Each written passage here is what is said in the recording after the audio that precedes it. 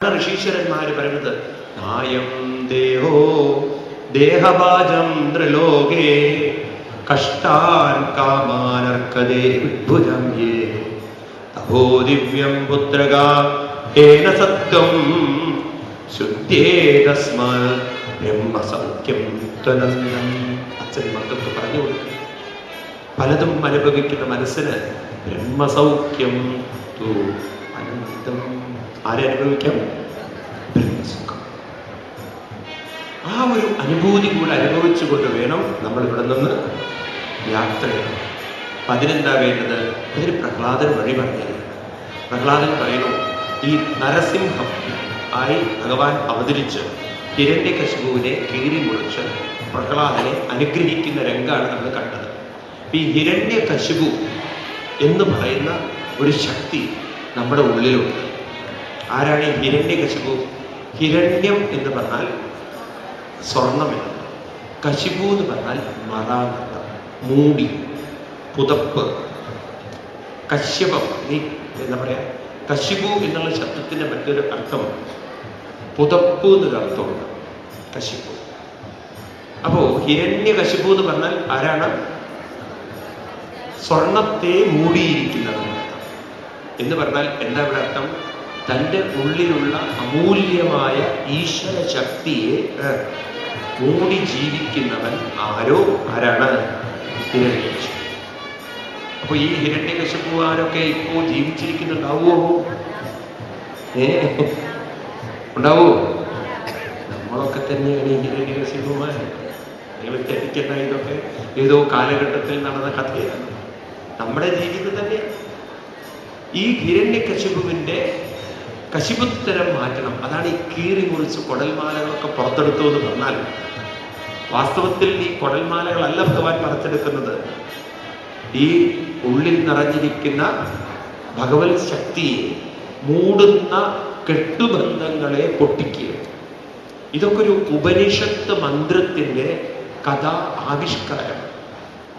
ഈ കഥ പറയുമ്പോണ്ടല്ലോ അതിന്റെ പിന്നിലൊരു മന്ത്രമുണ്ട്.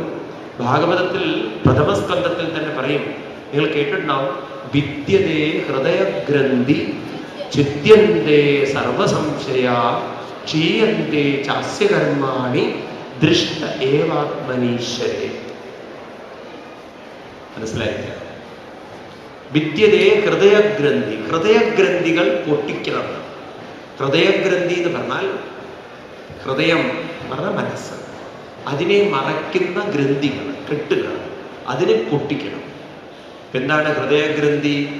എൻ്റെ ശരീരമാണ്, എൻ്റെ ബന്ധങ്ങളാണ്, എൻ്റെ സമ്പത്താണ്, എൻ്റെ ശക്തി എന്ന തോന്നലിനെ മാറ്റി എൻ്റെ മനസ്സും ആ മനസ്സിനെ നിലനിർത്തുന്ന ഈശ്വരനുമാണ് എൻ്റെ സമ്പത്ത്, ഗുരുവായൂരപ്പനാണ് എൻ്റെ സമ്പത്ത് എന്ന തലത്തിലേക്ക് മനസ്സിനെ ഉയർത്തണം. ആ ലെവലിലേക്ക് മനസ്സുയർന്നവർ പ്രഹ്ലാദനും, അതിലേക്ക് മനസ്സുയരാത്തവര്.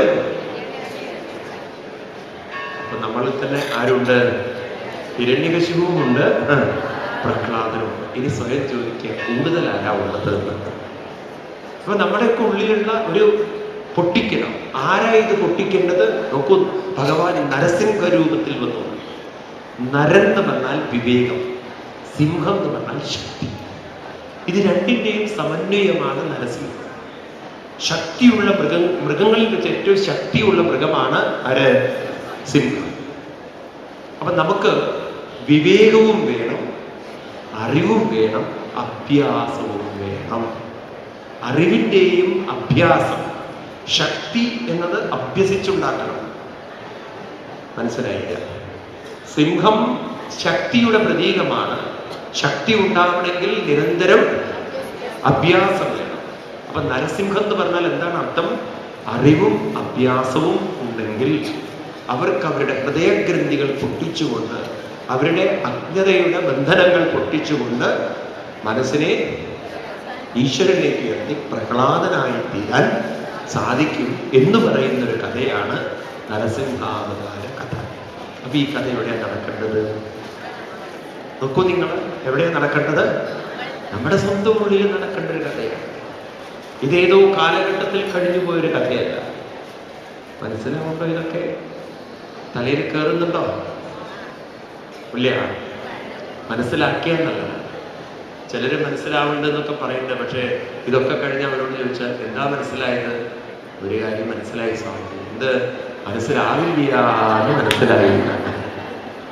പണ്ട് ക്ലാസ്സിൽ മാഷി ചോദിച്ചത് പറഞ്ഞു, എന്തും കണക്ക് ക്ലാസ് എടുക്കുന്ന സമയത്ത് ഒരു കുട്ടിയോട് ചോദിക്കും, കുട്ടിനെ മനസ്സിലായോ? ഓ മനസ്സിലായി. എന്താ മനസ്സിലായില്ല? മനസ്സിലായില്ല. മനസ്സിലായോ? ഇല്ല സാർ മനസ്സിലായി. ഓരോ പ്രാവശ്യം മനസ്സിലായില്ലേ? മാഷ്ക്ക് മടുത്തു ഇയാൾക്ക് പറഞ്ഞു കൊടുത്തു. ഒരു ദിവസം മാഷ് വെച്ച് മനസ്സിലായോ? ഇപ്പൊ മനസ്സിലായി സാർ. അദ്ദേഹത്തിനുണ്ടായ ആനന്ദത്തിനെതിരില്ല. കാരണം 6 മാസമായിട്ട് ഒരു ആദ്യത കേൾക്കുന്നത് മനസ്സിലായി. സാറ് വളരെ സന്തോഷത്തോടുകൂടി ചോദിച്ചു, എന്താ കുട്ടിന് മനസ്സിലായതെന്ന് ചോദിച്ചു. സാറേ ഇപ്പോഴാ മനസ്സിലായത്, മനസ്സിലാവില്ല മനസ്സിലായി.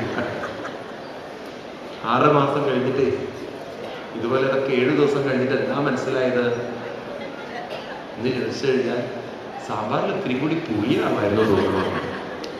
മനസ്സിലായില്ല? സാമ്പാറിന്റെ പുളിയും പായസത്തിന്റെ മധുരവും മാത്രം ഓർത്ത് പോകരുത്. പോകുമ്പോ സപ്താഹം കഴിക്കാനായിട്ട് പോകരുത്. സപ്താഹം ശ്രമിച്ചുറപ്പിക്കാൻ വേണ്ടി പോകണം. അതാണ് നമ്മുടെ സപ്താഹങ്ങൾക്കൊക്കെ ഉള്ളൂ. ഉച്ചയ്ക്ക് തിരക്ക് വളരെ കൂടുതലാണ്. പല അമ്പലങ്ങളിലൊക്കെ പോയി കഴിഞ്ഞാലോ ഒരു 12 മണിയാവുമ്പോൾ ഭക്തജന പ്രവാഹം വരാൻ തുടങ്ങി. എനിക്കൊരു അത്ഭുതമായി. ഞാൻ പറയില്ല സ്ഥലം, അവിടെ അനൗൺസ്മെന്റ് ചെയ്യുന്നത് എങ്ങനെയാണ്, ഭക്തജനങ്ങളെ ഈ മൈക്കൊക്കെ കിട്ടി ഭയങ്കര അനൗൺസ്മെന്റ് ആണ്. ഇവിടെ നടക്കുന്ന അന്നദാനത്തോടനുബന്ധിച്ച് നടക്കുന്ന ഭാഗവത സപ്താഹത്തിലേക്ക് എല്ലാ ഭക്തജനങ്ങളെയും ഞങ്ങൾ ഇനി കുറെ കഴിഞ്ഞാൽ അമ്പലങ്ങളിലൊക്കെ അങ്ങനെ തോന്നൽ വരുന്നു. ഏറെക്കുറെ അമേരിക്കയിൽ ക്രിസ്ത്യൻ പള്ളികളൊക്കെ അവസ്ഥയിലായിരിക്കുന്നത്. അവര് അനൗൺസ്മെന്റ് ചെയ്തിരിക്കുന്നത് എന്തായാലും നിങ്ങൾ യൂറോപ്പിലൊക്കെ പോയാൽ കാണാൻ സാധിക്കും. സൺഡേ പ്രേയറിന് വന്നാൽ ഒരു കുപ്പി ബീർ തരാം. തമാശയില്ല. പ്രേയർ നാളെ കിട്ടാനില്ല അവർക്ക്. അപ്പൊ ഇപ്പൊ പ്രേയർ നാളെ കിട്ടാൻ അവർ എഴുതി വെച്ചില്ല, ഒരു കുപ്പി ബീർ തന്നെ. ഇനി കുറെ കഴിഞ്ഞാൽ നമ്മുടെ സപ്താഹങ്ങൾക്ക് അങ്ങനെ ആവും ഒരു തോന്നുന്നു. എന്ത് ഫ്രീ മൂട്ട് തരാം, കുറച്ച് വന്ന് കേൾക്കുക. അത് നമ്മുടെ ഭക്തന്മാർ വളരെ രസമാണ്. ഒരു കൃത്യം 12:15 വരും. ഗുരുവായൂരപ്പ നാരായണായി സമർപ്പയാണ്.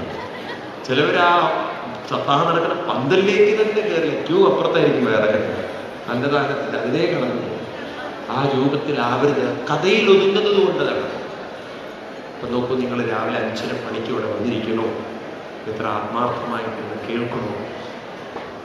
കാരണം അത് കഥയിൽ ഒതുങ്ങാത്തത് കൊണ്ടാണ്. എനിക്കൊക്കെ നിങ്ങളോടുള്ള ഒരു പ്രശ്നമാണ്. നിങ്ങളൊക്കെ അത് കേട്ട് പഠിച്ച് കുറച്ച് ആളുകൾക്കൊക്കെ പറഞ്ഞു കൊടുത്ത് ഇതിനെ കഥയ്ക്കുപരി ജീവിതവുമായി ബന്ധപ്പെടും. അപ്പൊ നമ്മൾ മനസ്സിലാക്കുക, നമ്മൾ ജനിച്ച് ജീവിച്ച് മരിക്കുന്നവരാണ്. അപ്പൊ മരിക്കുന്നതിന് മുമ്പ് നമ്മുടെ മനസ്സ് ഉയരണം, അതിനെ ഈശ്വരനെ അനുഭവിപ്പിക്കണം. അതിന് നമുക്ക് ഒരു തടസ്സങ്ങളും ഇല്ല. നമുക്ക് ബുദ്ധി തന്നിട്ടുണ്ട്, കഴിവ് തന്നിട്ടുണ്ട്, ശക്തി തന്നിട്ടുണ്ട്, സമയം തന്നിട്ടുണ്ട്, മനസ്സിലാക്കി തരാനുള്ള ഗ്രന്ഥങ്ങൾ തന്നിട്ടുണ്ട്. ഉണ്ടോ? ഉണ്ടോ ഇല്ലയോ? ഇത്രയൊക്കെ സൗഭാഗ്യങ്ങൾ. അപ്പൊ ഇതൊക്കെ ഒന്ന് പ്രയോജനപ്പെടുത്തി നമ്മുടെ മനസ്സിനെ നമുക്ക് ഉയർത്തിക്കൊണ്ടു പോവാൻ സാധിച്ചാൽ മനസ്സിനൊരു കൃതാർത്ഥത, മനസ്സിനൊരു സന്തോഷം, സംതൃപ്തി, സമാധാനം, ശാന്തി, ശക്തി എന്താ വേണ്ടത്? ഇതൊക്കെ നമുക്ക് സാധിക്കുന്നതാണ്, സാധിക്കാത്തതല്ല. അപ്പൊ അതേ ഭാഗവതത്തിലൂടെ നമുക്ക് പറഞ്ഞു തരുന്നു. അപ്പൊ അങ്ങനെ നമ്മളിത് പ്രചരിപ്പിക്കണം. ഈ ഭാഗവതം എന്ന് പറയുമ്പോൾ ശ്രീശുക ബ്രഹ്മർഷി പരീക്ഷത്തിനോട് പറഞ്ഞു കൊടുത്ത ഭാഗവതം കേൾക്കുമ്പോൾ നമുക്ക് തോന്നണം നമ്മളാണ് പരീക്ഷത്തെന്നും നമ്മുടെ മുന്നിലിരിക്കുന്ന ഭാഗവതമാണ് ശ്രീശുക ബ്രഹ്മർഷി എന്നും മനസ്സിലാക്കണം. അത് നമ്മുടെ ഉള്ളിലുണ്ടാവും. എന്താ പറഞ്ഞത്? നമ്മളാണ് പരീക്ഷത്തെന്നും നമ്മുടെ മുന്നിലിരിക്കുന്ന ഭാഗവതമാണ് ശ്രീശുക ബ്രഹ്മർഷി എന്നും നമ്മൾ മനസ്സിലാക്കും. അപ്പൊ നമുക്കുള്ള ഒരു സന്ദേശം, അല്ലെങ്കിൽ നമ്മുടെ മുന്നിലിരിക്കുന്ന ഭാഗവതമാണ് പ്രത്യക്ഷ കൃഷ്ണൻ. ഇങ്ങനെയാണല്ലോ ഭാഗവത്തെ വിശേഷിപ്പിക്കുന്നത്. ഭഗവാൻ ശ്രീകൃഷ്ണൻ തന്നെയാണ് ഇത് ഭാഗവതം. ആ രൂപത്തിൽ നമുക്ക് പറഞ്ഞു തരികയാണ്. ഭഗവാൻ ഇങ്ങനെ നമ്മളോട് പറഞ്ഞു തരിക, ഇങ്ങനെ ചെയ്യട്ടോ, ഇങ്ങനെ ചെയ്യട്ടോ. അപ്പൊ നമുക്ക് ഭഗവാന്റെ ഒരു ഉപദേശം നേരിട്ട് കേൾക്കാൻ സാധിക്കും. കുറൂരമ്മ കേട്ടതുപോലെ, പൂന്താനം കേട്ടതുപോലെ. പൂന്താനത്തിനോട് ഭഗവാൻ പറയുന്നില്ലേ, ഇങ്ങോട്ട് വരണ്ട, ഞാൻ അങ്ങോട്ട് വരാം. പട്ടതിരി ഇപ്പാടിനോട് പറഞ്ഞതുപോലെ അങ്ങയുടെ വിഭക്തിയെക്കാളും എനിക്കിഷ്ടം പൂന്താനത്തിന്റെ ഭക്തി എന്നൊക്കെ പറയുന്ന ആ ഒരു ഉപദേശം നമുക്ക് നേരിട്ട് കേൾക്കാൻ സാധിക്കുന്ന വിധത്തിൽ മനസ്സിലാക്കി തീർക്കുക. ഇങ്ങനെ നമ്മുടെ ജീവിതത്തെ ധന്യമാക്കാൻ സഹായിക്കുന്നു ഭാഗവതം. അങ്ങനെ പ്രഹ്ലാദന്റെ ആ കഥയിലേക്ക് കടന്നിട്ട് ഇനി നമ്മൾ കാണുന്നത് ഭഗവാൻ നരസിംഹരൂപം, ആ രൂപം കഥ പറയുമല്ലോ, ഉഗ്രമായി കോപിച്ചിരിക്കുമ്പോഴാണ്. ഞാൻ പറഞ്ഞു ദേവന്മാരൊക്കെ സ്തുതിച്ചു, പക്ഷെ ഭഗവാൻ ഉച്ചത്തിൽ അലറിയപ്പോഴേക്കും ദേവന്മാരൊക്കെ അവിടെ നിന്ന് മാറി മാറി മാറിപ്പോയി. ലക്ഷ്മി ദേവിയോട് പറഞ്ഞു, ലക്ഷ്മി ദേവിക്കും പറ്റിയില്ല. പിന്നെയാണ് ആരോട് പറയുന്നത്? പ്രഹ്ലാദൻ. അപ്പൊ പ്രഹ്ലാദൻ എന്ത് ചെയ്തു? യാതൊരു പേടിയില്ലാതെ നേരെ കൈകൂപ്പി ഭഗവാന്റെ അടുത്ത് ചെന്നപ്പോ കാൽക്കലൊക്കെ വീണു. ഭഗവാൻ വാരിക്കോരി മടിയിലൊക്കെ വെച്ച് നേരെ ഭഗവാൻ അനുഗ്രഹിച്ച സമയത്ത് ആ പ്രഹ്ലാദന്റെ ഉള്ളിൽ നിന്നും വരുന്ന അതിസുന്ദരമായ സ്തുതിയാണ് പ്രഹ്ലാദ സ്തുതി.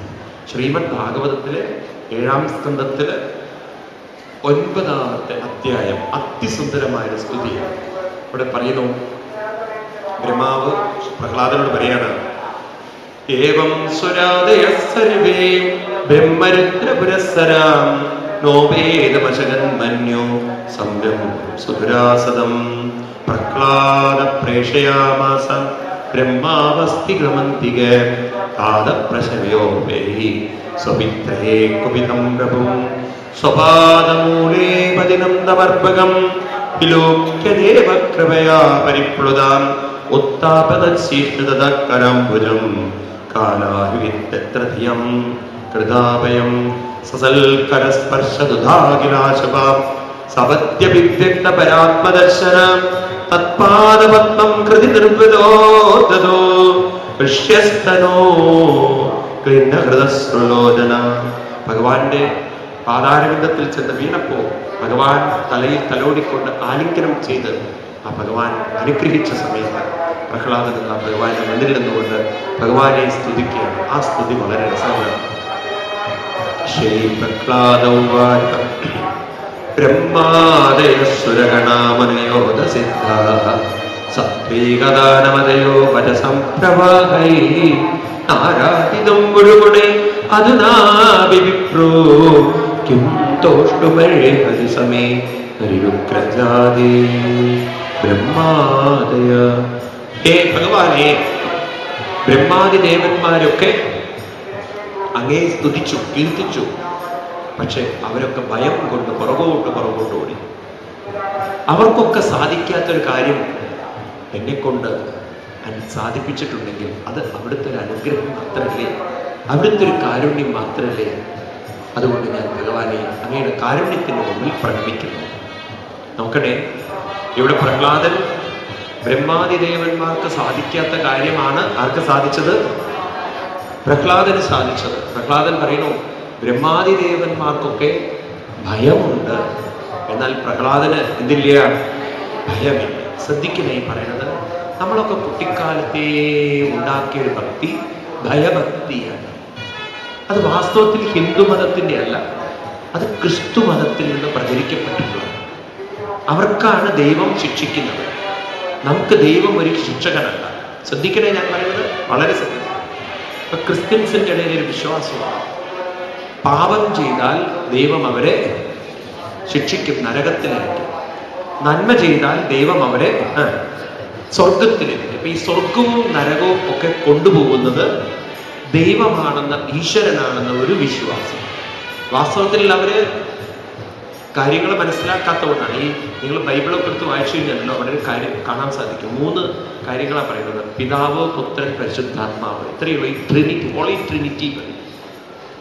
പിതാവ്, നിങ്ങൾ എപ്പോഴെങ്കിലും ക്രിസ്ത്യൻസിനോടൊക്കെ സംസാരിക്കുമ്പോൾ ഇത് ചോദിച്ചു നോക്കൂ നിങ്ങൾ. അവർക്ക് ഈ 3 കാര്യങ്ങളേ ഉള്ളൂ: പിതാവ്, പുത്രൻ, പരിശുദ്ധാത്മാവ്. നമ്മുടെ ഋഷീശ്വരന്മാര് പറഞ്ഞതിനെ അവർ വേറെ രീതിയിൽ പറയാം. ഞാൻ ഈ ബൈബിള് പറയില്ലട്ടോ, നിങ്ങൾ തെറ്റിദ്ധരിക്കരുത്. സ്വാമി എന്താ ഭാഗവതം പറയുന്നതിൻ്റെ കൂട്ടത്തിൽ ഇതെന്തിനാ പറയണത് ചോദിച്ചു കഴിഞ്ഞാൽ, ഈ സംഗതി നമ്മുടെ ഋഷിമാര് പറഞ്ഞതിനെ വേറെ രീതിയിൽ ആവിഷ്കരിച്ചിരിക്കണമെന്ന് മാത്രം. നമ്മുടെ ഋഷീശ്വരന്മാര് പുത്രൻ എന്നതിന് പറയുന്നത് ജീവാത്മാവ്, പിതാവ് എന്നതിന് ഗുരു, പരിശുദ്ധാത്മാവ് എന്നുള്ളതിന് പരമാത്മാവ്. ഇതിനെയാണ് അവർ വേറെ രീതിയിൽ പറഞ്ഞിരിക്കുന്നത്. മനസ്സും ഗുരുവും പരമാത്മാവും. അങ്ങനെ നമ്മുടെ മനസ്സാകുന്ന ജീവാത്മാവിനെ പരമാത്മാവിനെ അനുഭവിക്കാൻ പറഞ്ഞു തരുന്ന ഒരു ഗുരുവിനെയാണ്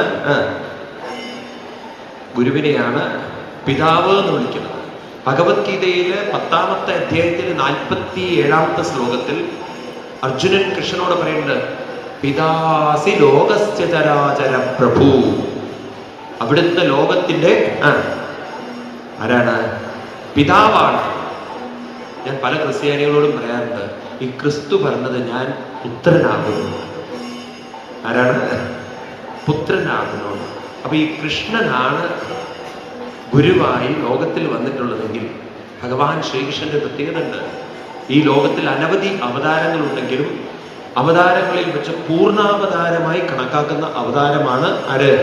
കൃഷ്ണ അവതാരം. അതുകൊണ്ട് കൃഷ്ണനെ ആണ് എല്ലാവരും ഗുരുവിന്റെ സ്ഥാനത്ത് വെച്ചിട്ടുള്ളത്. വേദവ്യാസ മഹർഷി തന്നെ രാമായണം രചിച്ചിട്ടുണ്ട്. വേദവ്യാസ മഹർഷി, വാൽമീകി മഹർഷി രാമായണം രചിച്ചതിന് ശേഷം വേദവ്യാസ മഹർഷി രാമായണം രചിച്ചു. ആ രാമായണത്തിന്റെ പേരാണ് അധ്യാത്മരാമായണം. ഏതാണ്?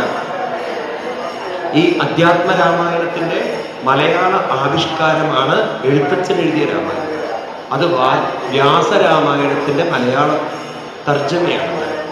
അപ്പോ വേദവ്യാസ മഹർഷി ഇതൊക്കെ രചിച്ചിട്ടുണ്ടെങ്കിലും അദ്ദേഹം കൃഷ്ണനെയാണ് പരമഗുരുവായി കാണുന്നത്.